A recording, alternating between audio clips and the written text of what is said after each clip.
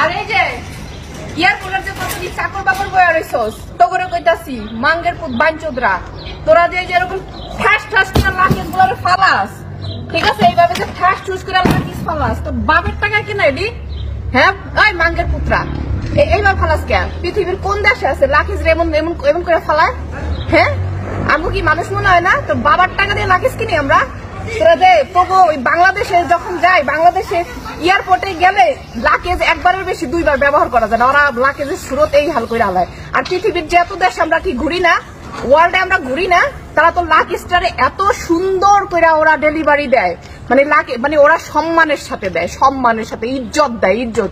আর তোরা কুত্তারা কতটি বয়ারে ঘুষ খাস পকেটে, মানে আত্মাইটা থাস ফকিন্নির রকম আত্মাইটা। আর পরে লাকেজ গুলার আবার এইভাবে ডেলিভারি দেয় স্কিল লিগা।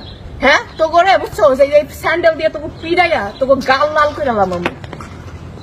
আর এই যে এখন ধর আমি এটি মাথায় করে নিবো, ঠিক আছে? মাথায় করে নিয়ে যাইতেছি, ঠিক আছে?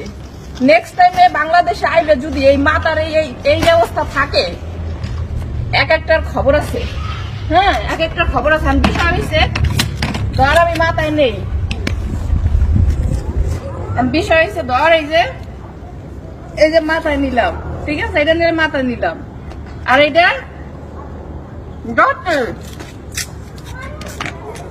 এই তো তোরা ওই ডক্টর সস না, এমন ডক্টর সস।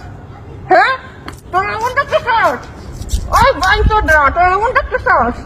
হ্যাঁ নাটকের পুতরা তোকে দুটা দিয়ে পিরামু।